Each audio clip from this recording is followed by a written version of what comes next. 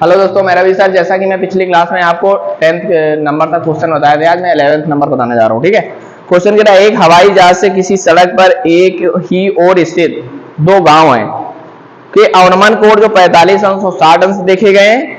यदि गांवों के बीच की दूरी 2 किलोमीटर हो तो हवाई जहाज की ऊंचाई ज्ञात करो। ठीक है, देखते हो आप लोग क्वेश्चन नंबर 11।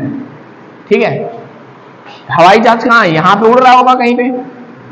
ठीक, तो यहां से जब वो कोई देख रहा होगा तो आपको एक गांव कहीं इधर दिख रहा होगा, एक गांव कहीं इधर देख रहा होगा। ठीक है, तो इसके जो कोण बना रहा है वो 45 और 60 अंश बना रहा है। तो इसका जो यहां से बनाएंगे वो 45 अंश बनाएंगे और जो यहां से बनाएंगे वो बनाएंगे हम 60 अंश, और ये उसकी हाइट हो जाएगी।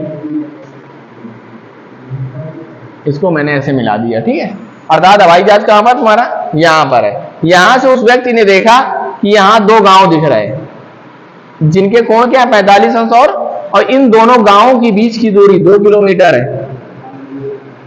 इसको मान लेते हैं एक्स, नाम दे दो ए बी सी और डी। इसकी हाइट मान लेते हैं हम लोग एच। ठीक है, आपको ऊंचाई निकालनी है इसकी। यदि दो दी है तो ये एक्स मान लिया तो टोटल हो जाएगी आपके पास 2 + एक्स। ठीक है, सबसे पहले हम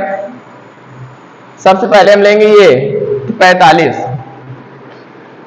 ये लेंगे tan 45 बराबर इसके सामने की ये क्या होगी? लंब होगी, तो ये h हो जाएगी। जब आधार हम पूरा लेंगे tan 45 के लिए तो ये आ जाएगा 2 + x आ जाएगा, और tan 45 का मान क्या होता है? 1 होता है। ये आ गया h/2 + x। अब हम लोग क्या करेंगे? 2 + x का इधर मल्टीप्लाई कर देंगे तो ये आ जाएगा 2 + x बराबर h। तो x बराबर हो जाएगा h - 2। इसको दे देते हैं समीकरण नंबर 1। ठीक है, अब इससे क्या लोगे आप लोग? tan 60। तो जब हम tan 60 देंगे तो इसके सामने क्या होगी? लंब h, आधार क्या आ जाएगा आपका? x, और tan 60 की वैल्यू क्या होती है? √3 h/x। ठीक है, तो ये x का इधर मल्टीप्लाई कर दो तो ये आ जाएगा √3x बराबर h। ठीक है, आपको x की वैल्यू मिल चुकी है तो यहां रख देंगे √3 और x की जगह रख दो h - 2 = हो जाएगा h। इसका मल्टीप्लाई कर देते हैं तो ये आ जाएगा √3h और माइनस का 2√3 बराबर h। अब हम लोग क्या करेंगे? ये h इधर प्लस में तो इधर ले आते हैं, माइनस में हो जाएगा। ये जो माइनस में उधर जाएगा तो प्लस में हो जाएगा। तो ये आ जाएगा √3h और माइनस का h बराबर हो जाएगा आपका 2√3। अब देख लो इन दोनों से कॉमन क्या आ रहा है? h, ब्रैकेट में हो जाएगा √3 - 1 = हो जाएगा 2√3। ये देखो गुणा में तो नीचे का आम जाएगा, भाग में चला जाएगा तो ये आ जाएगा 2√3/√3 - 1। इसका संयुग्मी कर देते हैं तो ये आ जाएगा √3 + 1, नीचे हो जाएगा √3 + 1। ठीक, देखो आंसर आप इतना भी रख सकते हो, ये भी आपका सही है, मगर इसका हमने संयुग्मी करके जितना ज्यादा सरल हो सकता है उतना ज्यादा कर दो तो आंसर अभी आपको छोटा मिल जाता है। तो h बराबर इधर देखो बेटा, ये आ जाएगा 2, √3 का √3 में करोगे 3 हो जाएगा, और जब √3 का 1 में करोगे हो जाएगा √3। नीचे अब आपका आ रहा है a - b a + b, तो ये हो जाएगा a² और माइनस का b²।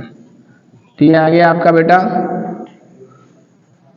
2/3 + √3 और नीचे √3 का स्क्वायर करोगे 3 और 3 - 1, तो h बराबर आ जाएगा 2, 3 और √3 का मान रख दो 1.732 और नीचे हो जाएगा 2, 2 से 2 कट गया तो h बराबर आपका आ गया 4.732 मीटर।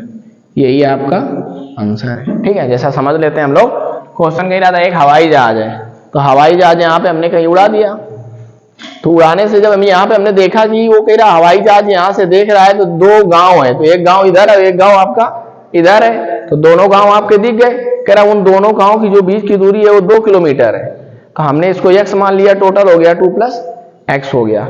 हाइट निकालनी थी, हाइट को हमने h कर दिया। क्रम से कोण दिए 45 अंश और 60 अंश, जब हमने 45 ले लिया तो इसके सामने लंब ये हो जाएगी, आधार टोटल आ जाएगी 2 + x। तो जब इससे निकाला तो हमने x का मान निकाल लिया, चूंकि x से मतलब नहीं था, अपने को h निकालना है। ये आ गया, फिर हमने tan 60 ले लिया तो उससे ये निकाल लिया। x की जगह में मान पता चल चुका था h-2 हमने यहाँ पे रख दिया।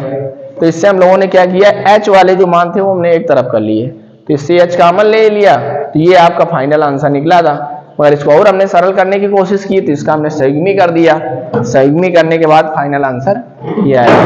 अब आपको क्वेश्चन नंबर